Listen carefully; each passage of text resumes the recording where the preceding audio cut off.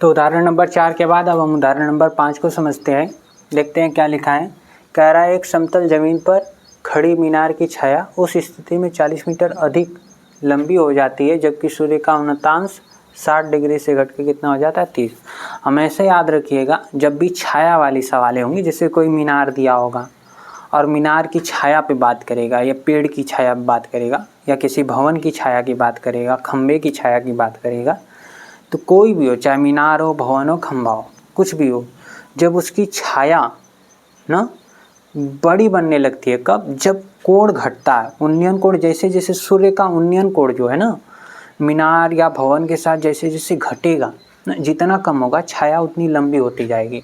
जैसे हम कहें कि 30 डिग्री या ऐसे कह लीजिए 60 डिग्री, 45 डिग्री और 30 डिग्री, ये 3 उन्नयन कोण दिए हैं। किसमें छाया जो होगी मीनार की अधिक होगी? तो 30 डिग्री में। जितना उन्नयन कोण कम होगा उस वस्तु की छाया उतनी लंबी बनेगी। तो वही चीज़ ये कह रहा है कि 40 मीटर छाया अधिक बनने लगती है, अधिक लंबी हो जाती है जब सूर्य का उन्नयन कोण 60 से घटकर 30 हो जाता है। 60 से घट के 30 हुआ तो जब घटेगा उन्नयन कोण तो उस दशा में क्या होगा कि लंबाई बढ़ेगी छाया की। तो वही कह रहा है कि जब 60 से बढ़ के 30, 60 से घटकर 30 हो रही है उन्नयन कोण, तो 40 मीटर अधिक लंबा हो जा रहा है। और जो लंबा जो हो रहा है जितना, उसकी लंबाई को ये डी बी कह रहा है। छाया को कितना कह रहा है? डी बी कह रहा है। तो आइए इसको हल करते हैं। सबसे पहले समझते हैं। आगे की चीज़ कोई पढ़ने की ज़रूरत नहीं है, आपसे यही कह रहा है, उसी चीज़ को दूसरी भाषा में समझाया। अर्थात लिखा है ना, मतलब यही चीज़ है जो अलग तरीके से समझाया इसने, वो सब छोड़िए, सीधे यहाँ पर समझने की कोशिश करते हैं कि एक हमारे पास क्या है, मीनार है इस तरह से, ठीक है। इस मीनार का ना उन्नयन कोण 60 डिग्री जब बनता है तो 60 डिग्री पे ये 60 डिग्री है, ठीक है। सॉरी, ये एक मीनार है, मीनार का उन्नयन कोण जो, ठीक है, कितना है? 60 है। अब ये उन्नयन कोण जो है घट करके 60 से 30 हो जा रहा है। तो जब 30 हो रहा है तो इसकी लंबाई 40 मीटर बढ़ जा रही है, ये 40 मीटर ये बढ़ जा रही है। और ये जो छाया है, जितनी वृद्धि हो रही है छाया में, इसको डी बी कह रहा है। तो ये 40 मीटर हो जा रही है, ये 40 मीटर बढ़ गई, ठीक है। तो आपको बताना है कि मीनार की ऊंचाई क्या होगी। तो मान लीजिए कि मीनार की ऊंचाई कितनी है? एच मीटर है मीनार की ऊंचाई। 60 डिग्री के उन्नयन कोण पे जो मीनार की छाया है, 60 डिग्री का जब उन्नयन कोण बन रहा है तो मीनार की छाया कितनी है? इतनी है। इसको आप कह लीजिए ए, इसको कह लीजिए बी ना, सॉरी बी तो वहाँ दिया, इसको सी कह देते हैं, सी।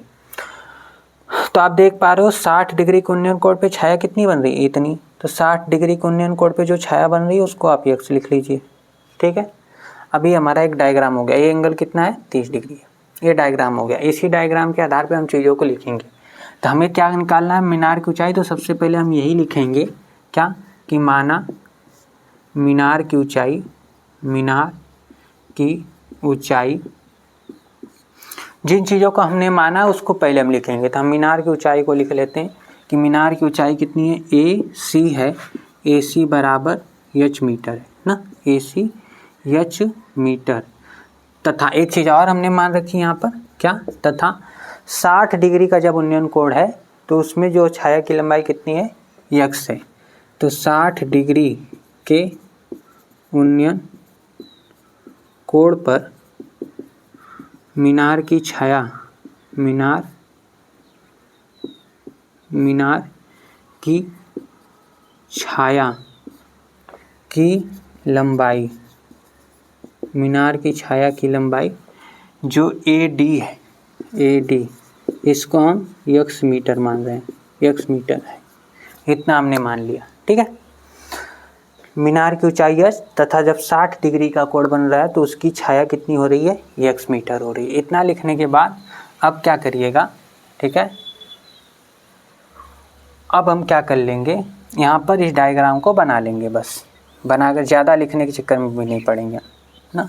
ये हमने डायग्राम बना लिया, ठीक है। इस तरह से आगे लाए और इसको ले जाके इसमें मिला दिया, ये और ये, ठीक है।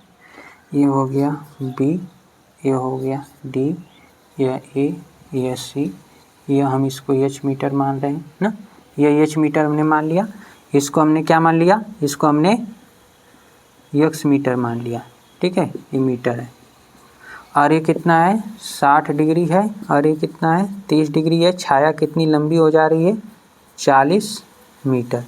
तो इस चीज़ को भी लिख लीजिए ना, छाया की लंबाई में वृद्धि। यहाँ पे लिख लीजिएगा छाया की लंबाई में वृद्धि। वृद्धि कितनी हो रही है भाई, डी बी बराबर कितना है 40 मीटर। ये हमने लिख लिया इतना, ठीक है। अब इस चित्र को हटा देते हैं। अब हम क्या करेंगे, बारी बारी से हम ट्रायंगल ले लेंगे, ठीक है। सबसे पहले हम छोटे वाले त्रिभुज को लेते हैं। त्रिभुज कौन सा, ये वाला समकोण त्रिभुज। समकोण त्रिभुज कौन सा, DAC में क्या लगा दीजिए भाई, tan। 60 है तो 60 लगा लीजिए। tan क्यों लगा रहे हैं, क्योंकि ये और ये हमें लिखा हुआ दिख रहा है, इसलिए हम यहाँ पर लगा रहे हैं ना।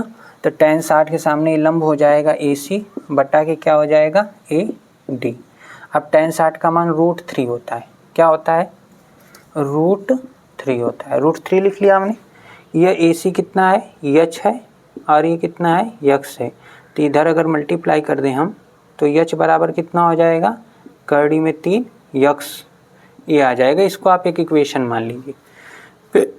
फिर लगाइए समकोण त्रिभुज। समकोण त्रिभुज ये वाला 30 डिग्री वाला BAC, देख पा रहे हो BAC, ये 30 डिग्री वाला जो समकोण है। तो BAC में यहाँ पर लगा दीजिए tan 30 डिग्री। क्या लगा लेते हैं, tan 30 डिग्री। अब जब tan 30 आप लगाएंगे तो tan 30 के सामने ये लंब हो जाएगा, लंब AC हो जाएगा, AC। और आधार कितना आ जाएगा BA या AB। अब देखिए tan 30 1 बटा कड़ी में 3 हो जाएगा, 1 बटा कड़ी में 3। AC कितना है, AC लिखा ना, AC कितना है H है, और AB कितना है AB आप देखोगे तो ये यक्स प्लस 40 हो जाएगा, इतना होगा ना। देखिए AB में ये वाला यक्स है, ये वाला 40 है, तो पूरा AB कितना हो जाएगा यक्स प्लस 40। तो यहाँ लिख लेते हैं यक्स प्लस 40। इसको हल करिए, उधर मल्टीप्लाई कर लेते हैं ना। तो यक्स प्लस 40 बराबर यच कड़ी में 3। यच का मान रखने पर, यच लिख लीजिए यहाँ पर, यच का मान समीकरण 1 से ना, समीकरण 1 से यच का मान रखने पर, जैसे ही हम यच का मान रखेंगे तो यहाँ पर रखते हैं यक्स प्लस 40, और यह यच की जगह कितना रखेंगे, यच की जगह हम रखेंगे कड़ी में 3 यक्स, कड़ी में 3 यक्स गुणे पहले से कड़ी में 3। इस यच की वैल्यू हमने लिख दी कड़ी में 3 यक्स, समीकरण 1 से। समीकरण 1 से यच बराबर कड़ी में 3 यक्स है, तो यच की जगह कड़ी में 3 यक्स, और ये कड़ी में 3 पहले से। यक्स प्लस 40 बराबर कड़ी में 3 गुणे कड़ी में 3, कड़ी में 3 गुणे कड़ी में 3, 3 हो जाएगा, तो ये 3 यक्स हो गया। तो अब इसको सॉल्व करेंगे तो ये 2 यक्स बराबर 40 आएगा। तो यक्स अगर निकालेंगे तो 40 बटा 2 कैंसिल होकर कितना आएगा 20 मीटर, ठीक है। तो यक्स आ गया 20 मीटर समीकरण 1 में मान रखने पर, समीकरण 1 में मान रखने पर। तो यच बराबर कितना है, यच बराबर है कड़ी में 3 यक्स, तो कड़ी में 3 यक्स की जगह कितना रखेंगे 20, तो यच बराबर 20 कड़ी में 3 मीटर निकल के आ जाएगा, ठीक है। किया क्या हमने, पहले ही सुनिए। पहले हमने यहाँ पर tan 60 लगाया, ये समीकरण हमारा बना यच बराबर कड़ी में 3 यक्स। दूसरे में गए tan 30 लगाया, tan 30 में AC यच है, और यह AB कितना हो जाएगा यक्स प्लस 40। तो यच बटा एक्स प्लस 40 लिख लिया, क्रॉस मल्टीप्लाई किया, इसका इधर गुणा होगा तो यक्स प्लस 40, इसका इधर गुणा होगा तो यच कड़ी में 3। अब समीकरण 1 से हम देख रहे हैं कि यच का मान कितना है, कड़ी में 3 यक्स है, तो यक्स की जगह कड़ी में 3 यक्स रखा, हल किया इसको तो यक्स निकल गया 20।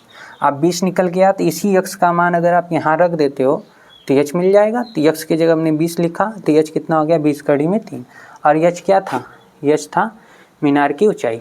तो लिख सकते हो आप अतः मीनार की ऊंचाई कितनी होगी 20 कड़ी में 3 मीटर होगी। मीनार की ऊंचाई 20 करीब 3 मीटर।